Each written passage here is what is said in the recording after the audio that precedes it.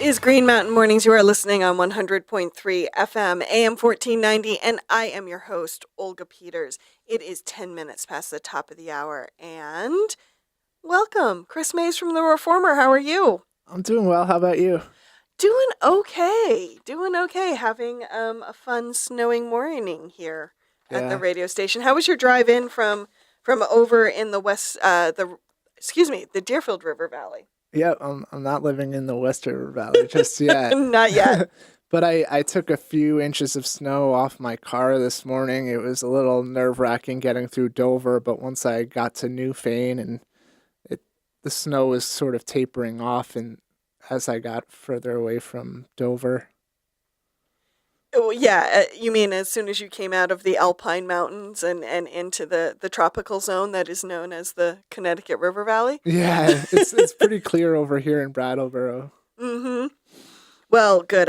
Thank you so much for making it into the studio this morning. Yep. Now, are you going to the select board meeting tonight? Yes, I plan to be there. And anything in particular that you'll be keeping your eye on? Well, I'm interested to hear the work plan and the budgeting spending plan for the DBA, the Downtown Brattleboro Alliance, Mm-hmm. which is helps the businesses downtown with different programs, projects, and whatnot. And they're also going to be talking about the town budget. They've started talks about the general operating budget and all that, and tonight they're gonna discuss a local 1% option tax. I noticed that too. I found that interesting that was back on the agenda. Yeah, and for me, I've covered Dover and Wilmington for the last 6 years or so, and the 1% option tax has really gone over well in both those towns. Mm-hmm. It gives them money for town programs, marketing, advertising, events, you name it. And they have revolving loan funds and stuff just to help the business community because that's who you're affecting with that tax. Mm-hmm. And so I find most people are really supportive of that tax in Dover and Wilmington. Everybody sort of has different ideas on what the money could be used for. So It can be a bit of a can of tuna sometimes for all the hungry kitties. Oh yes. And I don't know if there's any way to really change that. It's sort of the fun of it. But you're right. I mean, Dover and Wilmington, they have instituted the tax quite a few years ago, and I seem to remember they passed pretty overwhelmingly when those taxes were on the ballot. But it has been something that has gone to ballot in Brattleboro a few times and has not passed. I find it interesting that it's back. Do you think things have changed where people might be more open to this tax or what? I think with this select board, there's been a lot of not in-depth conversations, but little brief talks about being a hub town and struggling to pay for infrastructure needs Mm-hmm. and so this is looked at as a way to potentially help. Mm-hmm.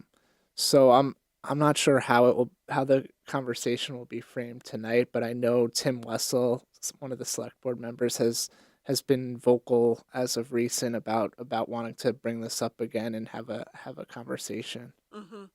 And for those who may or may not know this, one reason the town keeps kind of going back to this 1% option tax is that the state of Vermont only allows certain ways for towns to raise revenue other than property taxes, and one of them is a meals and rooms tax, one of them is an alcohol tax, and one is this local option tax. And so that's why you might hear this come up again rather than, say, a different way to raise revenue that's completely different or creative or something like that. It's just the state only allows so many avenues. Yeah, and separately, the town is involved with other towns in talking about ways to create new revenue streams for these hub towns. Mm-hmm. And so that's something I've kind of been keeping my eye on. Yeah, that'll be interesting. And I'm hoping this process that the town is going through talking to other towns who identify as hub towns, I'm really hoping it's going to generate some data because I have yet to see data that says, well, because we're a hub town, here we can show you like how much having commuters come through the town costs us. And I keep asking for that data. I have never seen it. Um, so I do hope this process will, give us some some objective data. Yeah, and I know Patrick Moreland, the assistant town manager, has a lot of experience with 1% because he comes from a background with the town of Dover. That's right. Yep. And I think that he was over there when they just started sorting out how to use the revenue. Mm-hmm. It'll be interesting to hear his point of view. This is Green Mountain Mornings on 100.3 FM, AM 1490. I am your host, Olga Peters. My guest for this hour is Chris Mays from The Reformer. Hey, Chris. Good morning. And I also want to let listeners know that BCTV is here filming the segment of Green Mountain Mornings, and broadcast of Green Mountain Mornings tonight on BCTV is sponsored by Brattleboro Savings and Loan.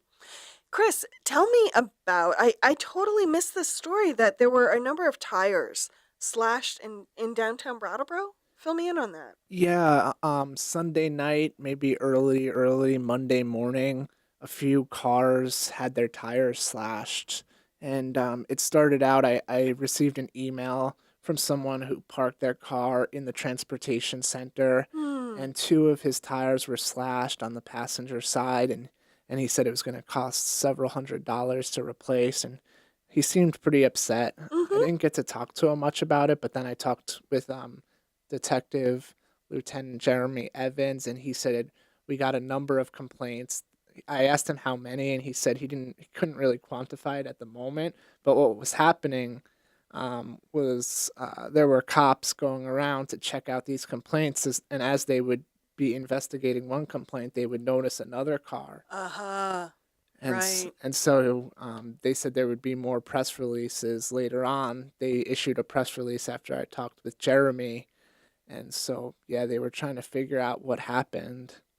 And were these cars only in the transportation center, or were they other places in downtown? No, as far as I know, they were also on William Street and Elliott Street. Oh, wow. Yeah.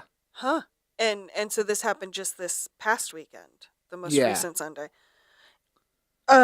Any estimate yet on the number of cars that were impacted? They just said multiple. Okay. I asked, and they said they didn't have a number at at the time. So it sounds like it's still an ongoing investigation. Yeah, and in my count, there were at least three. Okay. And Jeremy said there was a trail of them. So I don't know if So someone was like walking along and one by one, yeah, or if, I don't know what happened.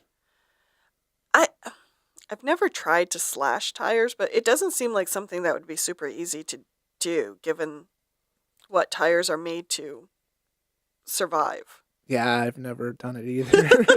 We'll have to do an experiment. Shall we go out and slash tires, Chris? No. Not mine, because I just got studded Yeah, snows. not mine either. I just got studded snows too. And I'm joking, people. Chris and I, we will not go out and slash tires today. Did you also have a chance? Congressman Peter Welch was in town yesterday for both a small business tour, kind of part of the Shop Local season, but then also a Congress in Your Community at the Latches around noontime. Yeah, my editor Melanie Winters asked, if one of us would like to cover that, and I volunteered. It was a cool venue.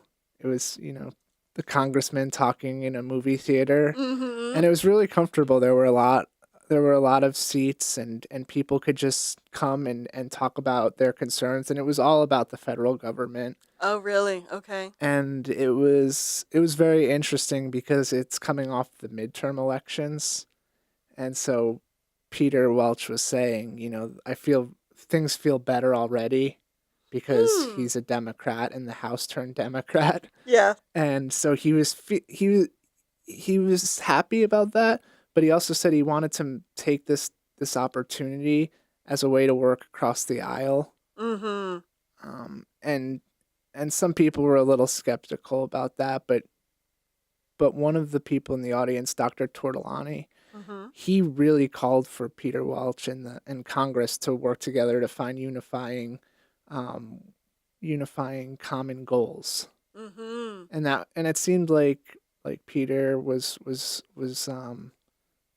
very he was accepting of that idea, and I think he thought that was a good idea too. Yeah, it's interesting now that you kind of say it out loud. It is something that we haven't seen the Congress have recently, like sit down at the beginning of the Congress and say, so the Republicans might want this, the Dems might want this, but here's what we want together. Let's just focus on that. Um, it seems like a little thing, but it's not something they've really done. Yeah, and one of Peter Welch's big things yesterday was talking about the urban and rural divide. Mm-hmm. And he said we need to reach out to voters in Trump country who, you know, who might be feeling disenfranchised, and we need to work on infrastructure and internet, all those things. Mm-hmm. That's such an interesting comment from him because in many ways Vermont is on the rural side of the urban rural divide, and yet we aren't necessarily thought of as the Trump land. Yeah, But a lot of what is facing the folks in quote unquote Trump land are also facing us as far as declining populations, more people moving to the more urban areas, lack of broadband, things like that, and lack of opportunity in your yeah. local economy. He actually used Vermont as an example of a place where neighbors help each other no matter Mm-hmm. what their political beliefs are, no matter what happened yesterday. If someone's in need, their neighbor will help them. And he was using that, I think, as an example for how maybe Congress should act going forward. Mm-hmm. And Yeah. there was a great example of someone, boots on the ground doing that sort of thing. And this guy Chris Parker, he's on the Vernon Select Board, but he also runs the Farm to School program at Newbrook. Okay. And I think he was the last person who spoke, and he had a lot of heartfelt enthusiasm and talking about how the program struggled a little bit to find the budget needed to be able to get spend the money locally to Mm-hmm. go to the local farms and get the products, which is sort of essential to the farm to school program. Mm-hmm.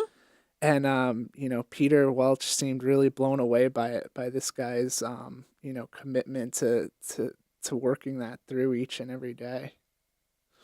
Uh, yeah, that is pretty great story.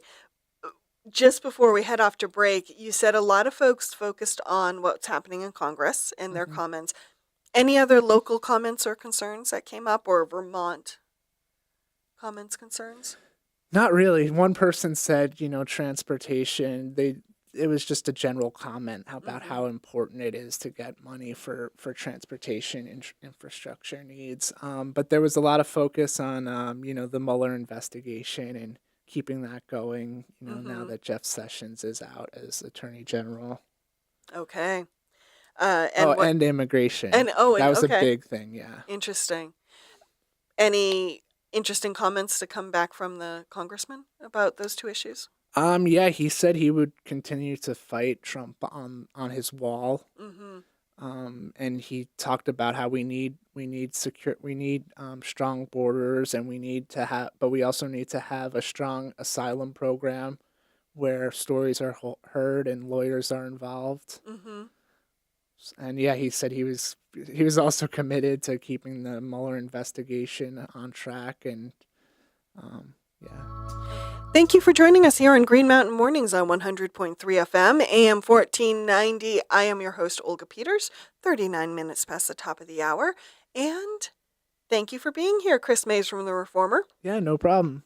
Now, tell me, The Wilmington Select Board recently attended a Dover Select Board meeting to talk about potentially combining their two police departments. Tell us a little bit about that. Well, it's It's they're more not moving complex that than. fast. Yeah. That's one thing that they are definitely trying to figure out. Um, I think they want to start with dispatch services, if anything. Mm-hmm. So right now they just started the conversation. Wilmington just had their chief, who was with the department for 36 years, retire, Right.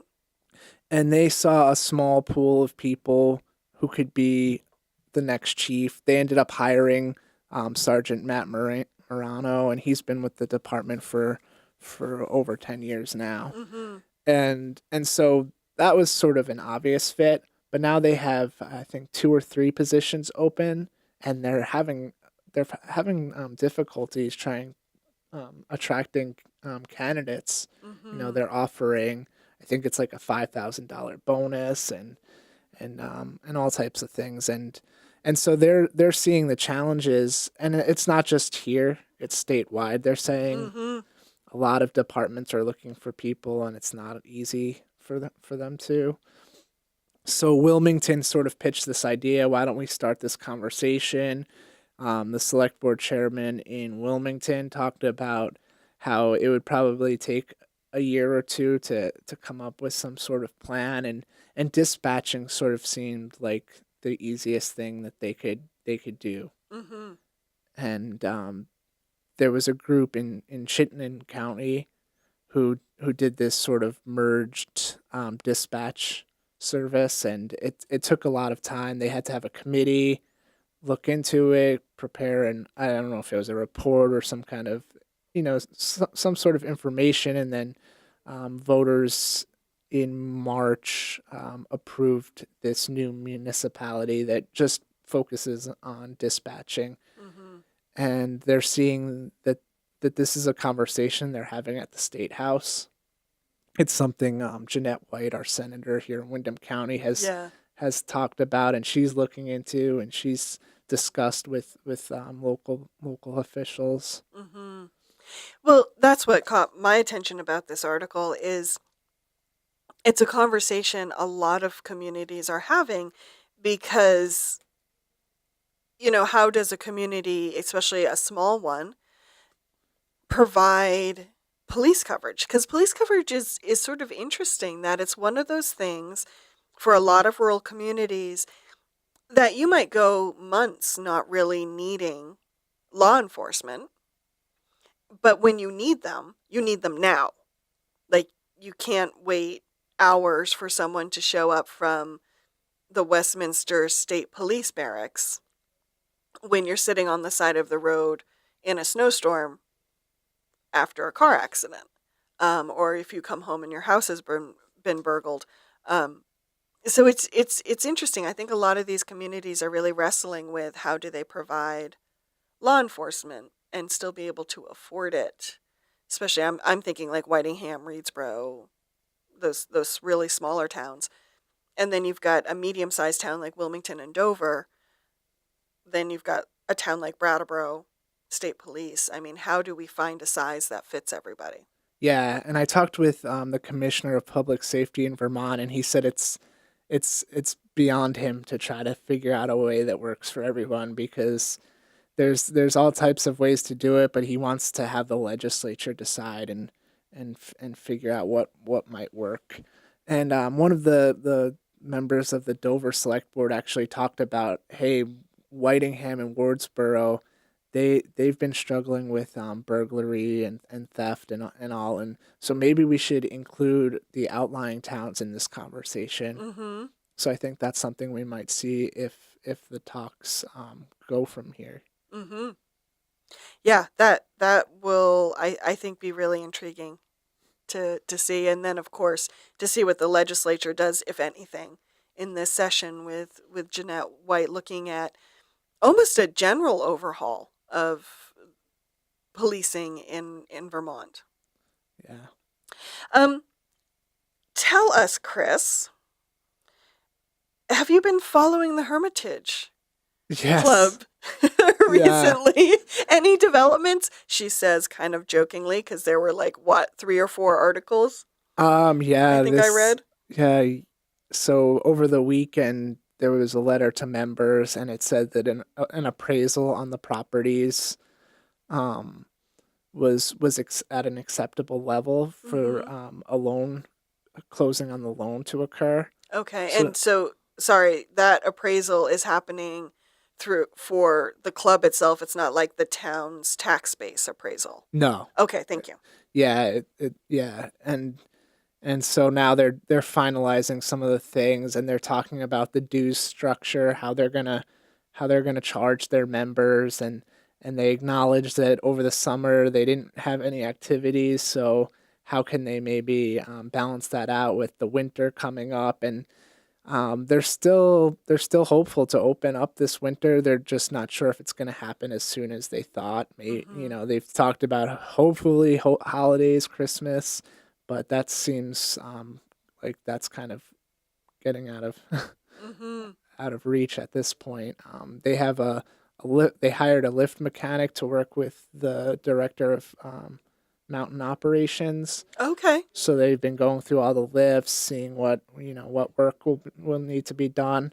And the company president told me yesterday they have started the rehiring process, which is important if they're talking about opening up. They're going to need people to to work at Hmm. all their establishments there at the mountain. Right. Now, because that was one of the concerns with the folks who have, um, do I want to use the word controller? Like, there's the companies who are holding some of the debt around the Hermitage. Um, they hired someone who would kind of oversee. I'm forgetting this person's term. Well, the receiver was court appointed. Thank you, the receiver. Yeah. And that's one of the things that arguments they put forward to the receiver is, well, if you want us to make money, we need to reopen. But because we haven't really been operating, there's some infrastructure work that might need to take place. It sounds like that is finally moving forward. Well, the Hermitage did they wanted an expanded version of what's going on now. Okay. Yeah.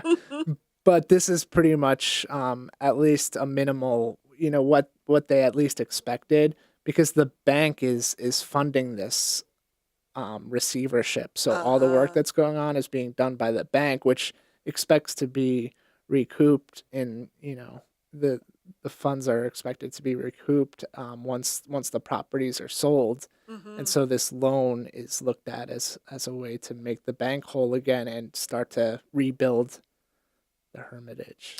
Wow. Am I misunderstanding something? But it sounds like they're putting debt on top of debt to keep moving forward. Um, yeah, Okay. that's yeah, That is what's happening. Okay. yeah. um, what about, have you been able to talk to any members who are still kind of sticking it out? Have some members left the club? Like, I think people are still in a big way waiting to hear what the plan is moving forward. okay. I've talked with people who are very skeptical of them opening up at all this winter. Hmm. Um, there's people saying, who's going to go and work there after all this? The job stability they're going to worry about. And Job stability in the tourist industry is never really good. yeah, I mean, it could be a great opportunity for some people. And, Hmm. but then there's also a lot of litigation going on. The people who, leased out this snowmaking equipment to them want it back because they didn't make the payments on it. And then this group of members who funded the big new chairlift there, they haven't been paid back yet. And so there's all these moving parts in court, and um, yeah, it's just there's always a new development almost every day. Have any of the court cases kind of been closed out or finished? There have been some default judgments where some people are owed money, or a vendor is owed money, and the Hermitage didn't have a lawyer or anyone present, and it just went to default judgment, so they're owed this money. Hmm. One of the you know but then getting paid is the next step of it. They don't that's unsure of when that's going to happen at this point. Mm-hmm. Um, and just out of curiosity, is there any part of the Hermitage Club that's operating right now? Because it's not just the condos in the ski area. There's also restaurants involved. There's A golf a golf course. course. Yeah. No, just there's just a few staff members right now who are just, seeing what they can do to reopen it and helping the receiver and keeping the properties maintained. That's really what the receiver is there to do, Mm-hmm. protect and preserve the value of the properties before they're sold. Mm-hmm.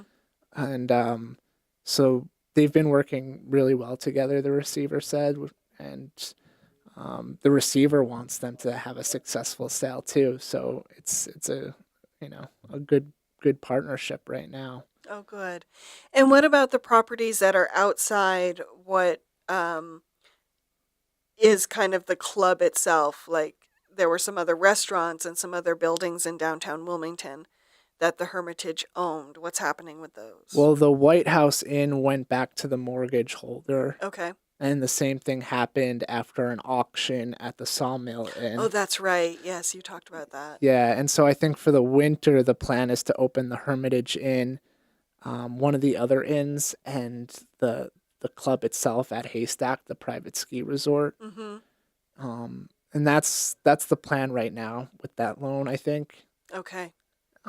they're still finalizing things, like I said, but that was what related to members over the weekend. So this winter could really be a turning point for the Hermitage one way or the other, Yeah, whether they open or not. yeah. Fantastic, Chris. Any other stories or news items that you're following that people should keep an eye out for? Well, I'm gonna learn some of the details of what's going on with a big solar project up at the transfer station in Okay. Wilmington. It Neat. was approved by state regulators, so now I'm gonna hear about the timeline now moving forward because it's basically gone through all the hurdles and so we'll see what the plan is now. I suspect they're gonna want to have a list of customers or off takers, as they say in the industry, of people who want net metering credits for that project. Mm-hmm. Great. Well, I look forward to reading that article. Thanks. You look forward to finishing it, I'm sure. Yeah, yeah, Chris, thank you so much for being on the show today. yeah. Thanks for having me.